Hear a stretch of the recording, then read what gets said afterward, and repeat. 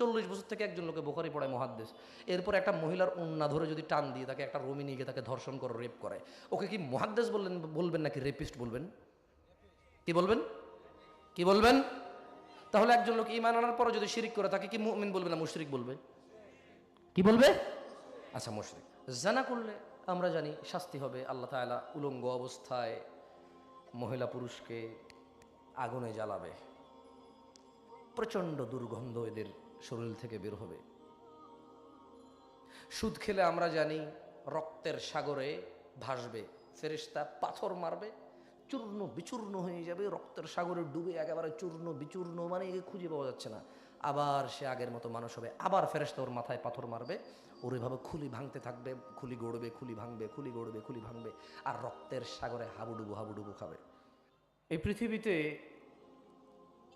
যখন কেউ বিবাহ বহির্ভূত কোনো মহিলার সাথে সম্পর্ক করে তারে আমরা জানা বলি। কি বলি? কি বলি? জানা। আজকে সমাজে মুসলিম এটা মেনে নিয়েছে যে লোকটা জানাকারী কিন্তু মুসলিম, লোকটা সুদখোর কিন্তু মুসলিম, লোকটা মদখোর কিন্তু মুসলিম, লোকটা উগ্র উচ্ছৃঙ্খল কিন্তু মুসলিম, লোকটা মিথ্যেবাদী কিন্তু মুসলিম, লোকটা জালেম কিন্তু মুসলিম। আফসোস, মুসলিমরা এটা তাদের মাথা থেকে বাদ দিয়ে দিয়েছে যে ঈমানের সঙ্গে সঙ্গে শিরিক করে মুশরিকও হয় মুসলমান। আমি বুঝাইতে মানে কতটুকু পারি আমি জানি না, তবে আমি এখানে বহু মানুষের এরকম প্রশ্ন শুনেছি যে মুসলমান কিভাবে শিরিক করে, ও তো কোনো দুর্গা দরগা, কোনো কালী সরস্বতী ভগবতীর কাছে মাথা নত করে না, ও তো আগুনকে পূজা করে না, ও তো গরুকে পূজা করে না, ও তো ছাগলকে পূজা করে না, ও তো সূর্যকে পূজা করে না, ওর তো বলে যে কুল হুয়াল্লাহু আহাদ আল্লাহুস সামাদ লাম ইয়ালিদ ওয়া লাম ইউলাদ ওয়া লাম ইয়াকুল লাহু কুফুয়ান আহাদ। মুসলিম এভাবে বলে। After being Muslim, how could be someone মুশরিক? একজন মানুষ মুসলমান থাকা অবস্থায় কিভাবে মুশরিক হবে? মুসলমানের এই প্রশ্ন মাথা ঢোকে না, মুসলমান এটা নিজেকে কুলাই আনতে পারে না, অথচ মুসলমান জানাকারী হতে পারে, সুদখোর। শোনেন, জানা এটা তো আপনার জন্য, আল্লাহর জন্য এটা একটা অপরাধ। এটা কি? আল্লাহর জন্য এটা কি? প্রশংসা কার? কে? যিনি মায়ের গর্ভে পুত্র সন্তান দান করে। কে? যিনি আকাশ থেকে বৃষ্টি বর্ষণ করে। কে? যিনি রাতকে দিনে রূপান্তরিত করে। কে? যিনি মায়ের গর্ভে পুত্র ও কন্যা উভয় দান করে। কে? যিনি মানুষকে মুশকিল থেকে উদ্ধার করে। প্রশংসা কার? আলহামদুলিল্লাহ, আলহামদুলিল্লাহ, আলহামদুলিল্লাহ। অসংখ্য দুরূদ ও সালাম নাজিল হন মুস্তাফা সাল্লাল্লাহু আলাইহি ওয়াসাল্লামের উপর, যার ব্যাপারে তার রব ভালোবেসে বলেছে ওয়ালা সাউফা ইউতিকা রাব্বুকা ফাতারদা।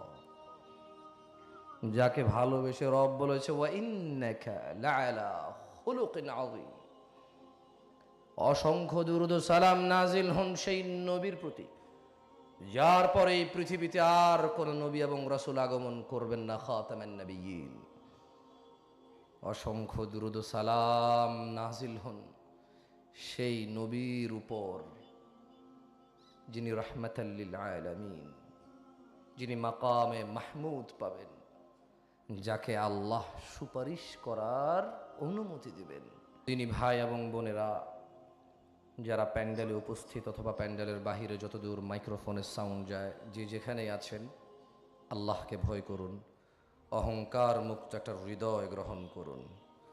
মনে রাখবেন, আল্লাহ তাআলা মানুষের অন্তর নিজেই বুঝেন, কাউকে কারো অন্তর বুঝার ক্ষমতা দেননি, কিন্তু তিনি বাহ্যিকভাবে পোশাক আশাক, চলাফেরা, কাজ কর্ম, লেনদেন এগুলোর মাধ্যমে মানুষের চরিত্রকে ফুটিয়ে তুলেছে, মানুষকে একে অপরের প্রতি উপর প্রাধান্য দিয়েছে। সুবহান আল্লাহ। এই পৃথিবীতে যখন কেউ বিবাহ বহির্ভূত কোনো মহিলার সাথে সম্পর্ক করে তারে আমরা জানা বলি। কি বলি? কি বলি? জানা। যদি কোনো মানুষ এমন কিছু খেলো অথবা পান করলো যা খেয়ে অথবা পান করে সে হেলে দুলে পড়ে যাচ্ছে, বিবেক বুদ্ধি নষ্ট করেছে, মাতাল হয়ে মাতলামো করছে, তাকে আমরা নেশাগ্রস্ত মদ বলি। কি বলি? মদ বলি।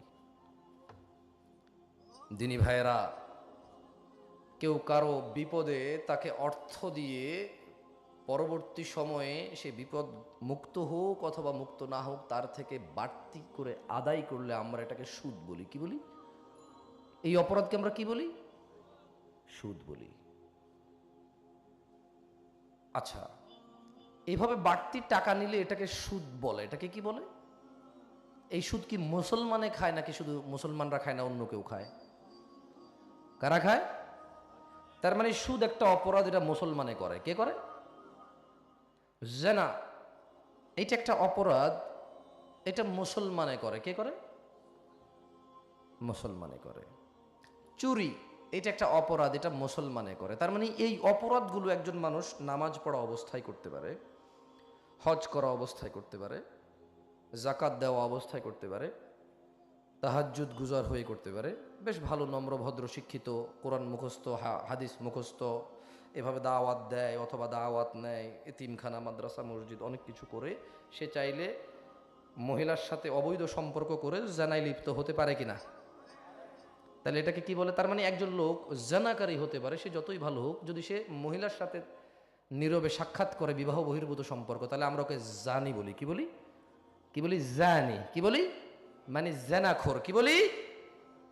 কিন্তু আফসোস, আজকে সমাজে মুসলিম এটা মেনে নিয়েছে যে লোকটা জেনাকারী কিন্তু মুসলিম, লোকটা সুদখোর কিন্তু মুসলিম, লোকটা মদখোর কিন্তু মুসলিম, লোকটা উগ্র উচ্ছৃঙ্খল কিন্তু মুসলিম, লোকটা মিথ্যেবাদী কিন্তু মুসলিম, লোকটা জালেম কিন্তু মুসলিম। আফসোস, মুসলিমরা এটা তাদের মাথা থেকে বাদ দিয়ে দিয়েছে যে ঈমানের সঙ্গে সঙ্গে শিরিক করে মুশরিকও হয় মুসলমান। আমি বুঝাইতে মানে কতটুকু পারি আমি জানি না, তবে আমি এখানে বহু মানুষের এরকম প্রশ্ন শুনেছি যে মুসলমান কিভাবে শিরিক করে। ও তো কোনো দুর্গা, দরগা, কোনো কালী, সরস্বতী, ভগবতীর কাছে মাথা নত করে না, ও তো আগুনকে পূজা করে না, ও তো গরুকে পূজা করে না, ও তো ছাগলকে পূজা করে না, ও তো সূর্যকে পূজা করে না, ওর তো বলে যে কুল হুয়াল্লাহু আহাদ আল্লাহুস সামাদ লাম ইয়ালিদ ওয়া লাম ইউলাদ ওয়া লাম ইয়াকুল লাহু কুফুয়ান আহাদ। মুসলিম এভাবে বলে। After being Muslim, how could be someone মুশরিক? একজন মানুষ মুসলমান থাকা অবস্থায় কিভাবে মুশরিক হবে? মুসলমানের এই প্রশ্ন মাথা ঢোকে না। মুসলমান এটা নিজেকে কুলাই আনতে পারে না, অথচ মুসলমান জানাকারী হতে পারে, সুদখোর। শোনেন, জানা এটা তো আপনার জন্য, আল্লাহর জন্য এটা একটা অপরাধ। এটা কি? আল্লাহর জন্য এটা কি? সুদ এটা তো আপনার জন্য সুদ, কিন্তু আল্লাহর জন্য এটা একটা অপরাধ। কি অপরাধ? আল্লাহর আদেশ এবং নিষেধ, আদেশ মানলেন অথবা আদেশ অবাধ্য করলেন অথবা নিষেধকে পরোয়া করলেন না, এটা অপরাধ। এটা কি? অপরাধ। দেখুন সূরা ইউসুফে আল্লাহ সুবহানাহু ওয়া তাআলা বলছে ওয়ামা ইউমিনু আকসারুহুম বিল্লাহি ইল্লা ওয়া হুম মুশরিকুন। লেটস থিঙ্ক অ্যাবাউট দিস আয়াহ। এই আয়াতটা সম্পর্কে একটু চিন্তা করুন। মানে আল্লাহ বলছে ওয়ামা ইউমিনু আকসারুহুম বিল্লাহ, এদের অধিকাংশ 50 ভাগের বেশি মানুষ আল্লাহর প্রতি ঈমান আনার পরে, কখন কখন মনোযোগ দিয়ে শুনবেন, খুব বেশি একটা কথা বলা মানে সম্ভব হবে বলে মনে হচ্ছে না, আর আমি বেশি কথা বলতেও জানি না, আমার বক্তব্য শেষ হয়ে যায় খুব দ্রুত, খুব অল্প জানা মানুষ আমি, তাই মনোযোগ দিয়ে শুনবেন। তাইলে আল্লাহ বলছে যে ওয়ামা ইউমিনু আকসারুহুম বিল্লাহ, এদের অধিকাংশ মানুষ ঈমান আনছে লা ইলাহা ইল্লাল্লাহ ওয়া আন্না মুহাম্মাদান আবদুহু ওয়া রাসূলুহু, অথবা আশহাদু আল্লা ইলাহা ইল্লাল্লাহ ওয়া আশহাদু আন্না মুহাম্মাদান আবদুহু ওয়া রাসূলুহু। এদের অধিকাংশ মানুষ সাক্ষ্য দিছে যে আল্লাহ ছাড়া কোনো ইলাহ নেই, আল্লাহ ছাড়া কোনো রাজ্জাক নেই, আল্লাহ হাই, আল্লাহ কাইয়ুম, আল্লাহ ওয়াজুদ, আল্লাহ রহমান রহিম, গফুর, সত্তার, জব্বার, এগুলো আল্লাহ। আল্লাহ বলছে যে এরা এগুলো স্বীকার করেছে, মানে এক কথায় এরা মেনে নিয়েছে। কিন্তু আল্লাহ বলছে যে ইল্লা ওয়া হুম মুশরিকুন, কিন্তু এরা যখন নিজেকে মাওয়াহিদ, এরা যখন নিজেকে একত্ববাদী বলে মেনে নিয়েছে, তাওহীদের উপর এসেছে, এরা এই তাওহীদের উপরে থাকেনি। ইল্লা ওয়া হুম মুশরিকুন, এদের 50 জন, যারা 100 জনের মধ্যে 50 জন ঈমান আনছে, আল্লাহ বলছে যে 50 জনের মধ্যে অধিক, 50 জনের বেশি হতে পারে, 99 জন হতে পারে। 50-এর বেশিকে অধিক বলে, 50-এর বেশিকে কি বলে? 51 হতে হবে জরুরি নয়, হতে পারে 60, 70, 80, 90, 99। 100 ভাগের মধ্যে অধিক হলে 50-এর বেশি, এর নিচে নয়। এর কি? আল্লাহ বলছে যে এরকম 100 জন মানুষ ঈমান আনার পর বলছে যে ইল্লা ওয়া হুম মুশরিকুন, এরা ঈমানের সাথে সাথে শিরিক করে। কি করে? শিরিক করে। আচ্ছা, জানা করলে আমরা জানি শাস্তি হবে। আল্লাহ তাআলা উলঙ্গ অবস্থায় মহিলা পুরুষকে আগুনে জ্বালাবে, প্রচণ্ড দুর্গন্ধ এদের শরীর থেকে বের হবে। সুদ খেলে আমরা জানি রক্তের সাগরে ভাসবে, ফেরেশতা পাথর মারবে, চূর্ণ বিচূর্ণ হয়ে যাবে, রক্তের সাগরে ডুবে একেবারে চূর্ণ বিচূর্ণ, মানে একে খুঁজে পাওয়া যাচ্ছে না। আবার সে আগের মতো মানুষ হবে, আবার ফেরেশতা ওর মাথায় পাথর মারবে, ওর এভাবে খুলি ভাঙতে থাকবে, খুলি গড়বে, খুলি ভাঙবে, খুলি গড়বে, খুলি ভাঙবে, আর রক্তের সাগরে হাবুডুবু হাবুডুবু খাবে। তাহলে এটা শাস্তির এটা বিধান কি? আল্লাহ এভাবে শাস্তি দিবে সুদখোরকে। জেনাখোরকে উলঙ্গ অবস্থা আগুনে জ্বালাবে, দুর্গন্ধ বের হবে, শরীর পচে যাবে, রক্ত পুজ এগুলো খাবে। এটা আল্লাহ বলেছে। কে বলেছেন? এভাবে আল্লাহ বিভিন্নভাবে শাস্তি দিবে, কিন্তু আল্লাহ কখনো বলেনি যে জেনাখোরকে চিরস্থায়ী জাহান্নামী করবে, মানে ওকে এখান থেকে বের করবে না, আল্লাহ এটা বলেনি। আল্লাহ বলেনি যে মদখোরকে জাহান্নাম থেকে বের করবে না। আল্লাহ বলেনি যে এই মারামারি করে, লাফালাফি করে, মিথ্যা কথা করে, এই উশৃঙ্খলতা করে, মানে একটা মানে বেপরোয়া মানুষ, মানে যে আল্লাহকে পরোয়া করে না, তোয়াক্কা করে না, আল্লাহ বলেনি যে ও চিরস্থায়ী ওই এরকম জ্বলতেই থাকবে, এরকম আল্লাহ বলেনি। বরঞ্চ আল্লাহ বলেছে যে ফামান ইয়ামাল মিসকালা যাররাতিন খায়রান ইয়ারাহ, অতঃপর যে ব্যক্তি অনুপরিমাণ বিন্দু ধূলিকণা পরিমাণ যে ব্যক্তি ভালো কাজ করবে সে পাবে।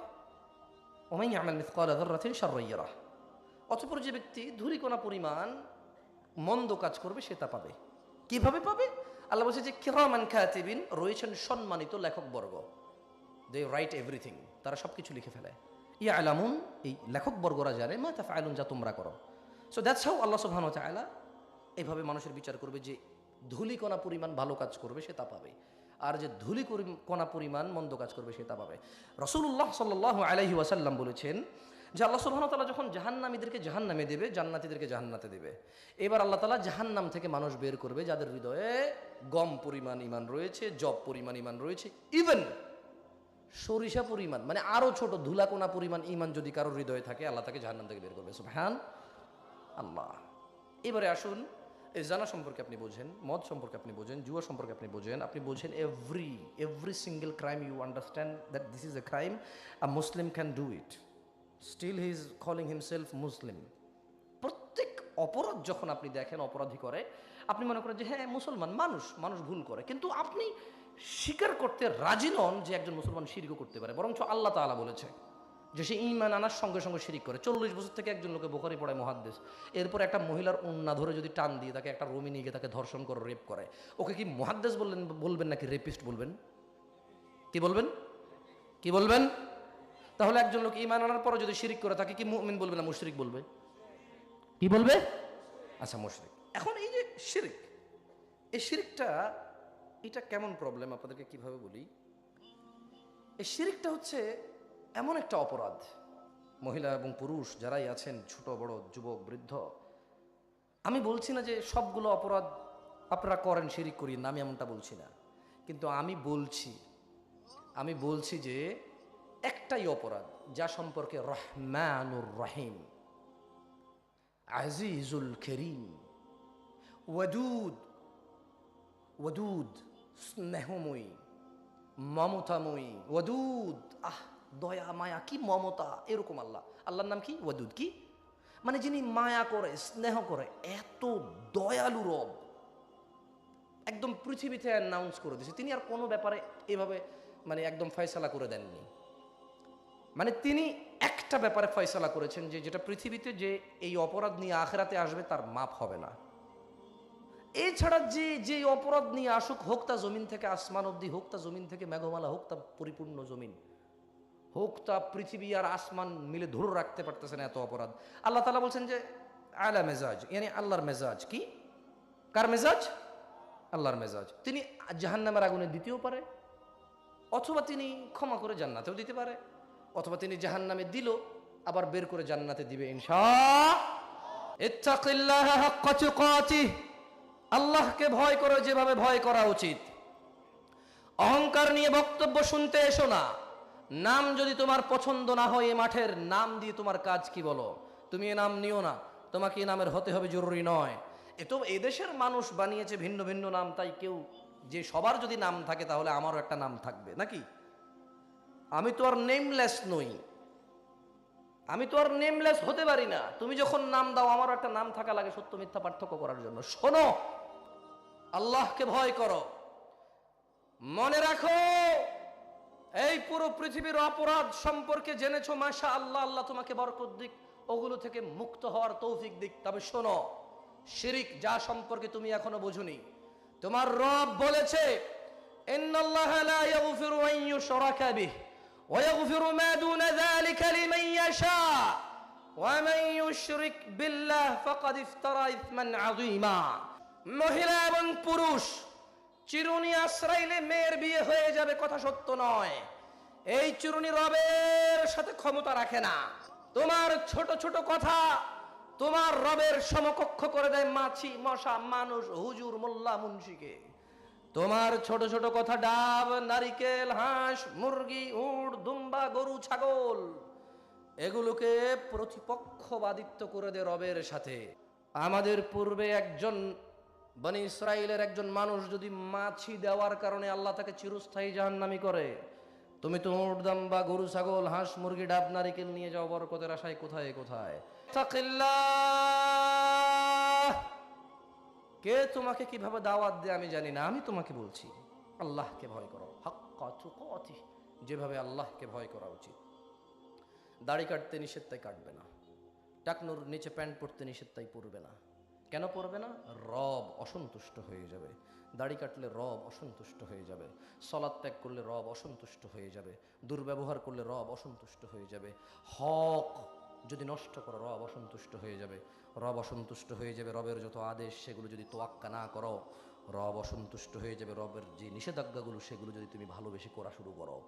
ইত্তাকিল্লাহ ইয়া নাস, আল্লাহকে ভয় করো।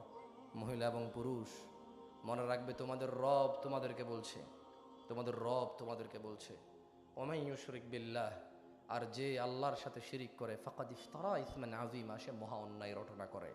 কি সেই অন্যায়? মহিলার সাথে রাত্রি যাপন করলে জিনা, একটা নির্দিষ্ট পরিমাণ টাকা দিয়ে অধিক পরিমাণ টাকা নেওয়া, ঘুষ, সুদ, মানুষ হয়ে মানুষকে অন্যায়ভাবে আঘাত করা, জুলম, অত্যাচার। হাইয়া আলাস সালাহ হাইয়া আলাল ফালাহতে মসজিদে না গেলে বেনামাজি।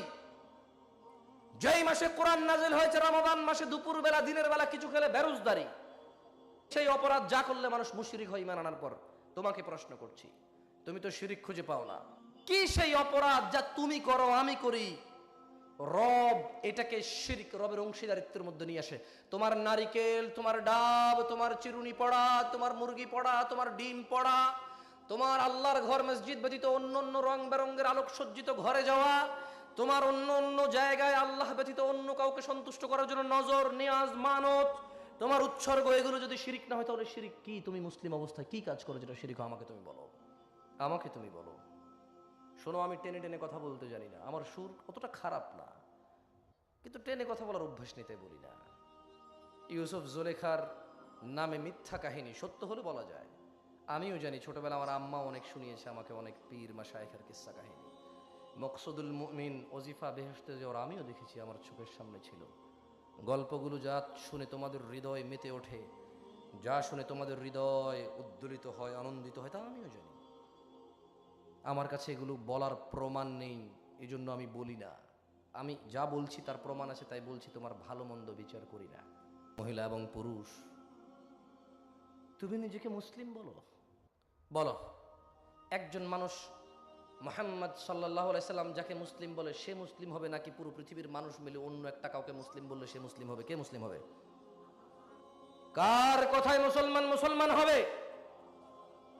সাল্লাল্লাহু আলাইহি ওয়াসাল্লাম।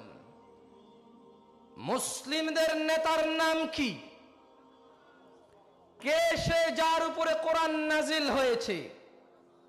কে তিনি যিনি সুপারিশের অনুমতি পাবে? কে তিনি যিনি মাকামে মাহমুদ পাবে? তিনি কে যাকে তার রব সন্তুষ্ট করে দেবে? তিনি কে যাকে তার রব সবচাইতে সম্মানিত করে তৈরি করেছে? মুহাম্মদ ইবনে আব্দুল্লাহ সাল্লাল্লাহু আলাইহি ওয়াসাল্লাম। যাও, তোমার ডাব, নারিকেল, গরু, ছাগল তোমার বুঝে আসে না শিরিক হয়? দেখো তো মুহাম্মদ সাল্লাল্লাহু আলাইহি সাল্লাম বলছে, তোমার বুঝে আসে কিনা? শোনো, ওয়াল্লাহি এখানে আসা কথা বললে মনে হবে যে মানে আপনারা মনে করতে পারেন যে আমি নিজেরা একবারে সুফি, চিশতি, সাবেরি, তরিকত, হাকিকত, মারিফত, শরীয়ত মানে তুলসী পাতা বলতেছি, আর আপনাদের সবাইকে আমি আবর্জনা বলতেছি। ব্যাপারটা এরকম নয় আসলে। ব্যাপারটা হচ্ছে আপনাদেরকে এই অপরাধগুলো সতর্ক করার সময় আমি নিজেকেও সতর্ক করি। আমি অপরাধ মুক্ত হয়ে কথা বলছি তা নয়, তবে আমি অপরাধ মুক্ত হওয়ার উদ্দেশ্যে কথা বলছি। তোমরা কি অপরাধ মুক্ত হওয়ার উদ্দেশ্যে শুনতে আসছো তো এখানে? আল্লাহ তোমাদের এই ইনশাআল্লাহকে কবুল করুন। আল্লাহ তোমাদের এই জুবান থেকে তোমরা যা বলেছো, আল্লাহ তৌফিক দেওয়ার কারণেই বলতে পেরেছো, আল্লাহ তা কবুল করুন। তোমরা যে আমিন বলেছো, আল্লাহ চেয়েছে তাই তোমরা বলেছো, আল্লাহ এর উপরে সন্তুষ্ট হয়ে যান। মুহাম্মদ সাল্লাল্লাহু আলাইহি সাল্লাম বললেন, মনোযোগ দিয়ে শোনো, দেখো তোমার কাজে আসে কিনা। না, 70 বছর 80 বছর পরে কেউ নেই, তোমার আগে কেউ নেই, তুমিও থাকবা না, guarantee. there is no doubt about it, there is no doubt, okay, it's totally, মানে এটা একেবারেই নিছক সত্য কথা যে তোমার পূর্বে কেউ নেই, তোমার পরেও কেউ থাকবে না, তুমিও থাকবে না।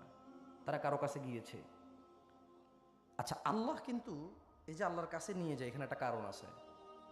আল্লাহ বলছেন যে ফাযাক্কির, ও মুহাম্মদ ইবনে আব্দুল্লাহ সাল্লাল্লাহু, ফাযাক্কিরদেরকে আপনি উপদেশ দিন, ইন্নাকা আনতা মুযাক্কির, অতএব আপনি একজন উপদেশদাতা মাত্র, লাস্তা আলাইহিম বিমুসাইতির, আপনি এদের কারো কর্ম নিয়ন্ত্রক নন, ইল্লা মান তাওয়াল্লা ওয়া কাফার, অতঃপর যে মুখ ফিরিয়ে নিল সত্য থেকে, ফায়ুআযিবুহুল্লাহুল আযাবাল আকবার, যে সত্য থেকে মুখ ফিরিয়ে নিল, যে আল্লাহর আদেশ থেকে নিজেকে পিছিয়ে নিল, যে আল্লাহর আদেশ থেকে নিজেকে অবাধ্য করলো, ফায়ুআযিবুহুল্লাহুল আযাবাল আকবার, আল্লাহ তাকে কঠোর দণ্ডে দণ্ডিত করবেন। কিভাবে? ইন্না ইলাইনা ইয়াবাহুম, নিশ্চয় এদের প্রত্যাবর্তন আল্লাহর দিকে, সুম্মা ইন্না আলাইনা হিসাবাহুম, অতঃপর এদের সবার হিসাব কার কাছে? ইত্তাকিল্লাহ, ইয়া নাস, আল্লাহকে ভয় করো, ইয়া নাস, আল্লাহকে ভয় করো। তোমার এই হাত যা দিয়ে তুমি অন্যায় করো, তা রব দিয়েছে বলেই তো ছুতে পারো।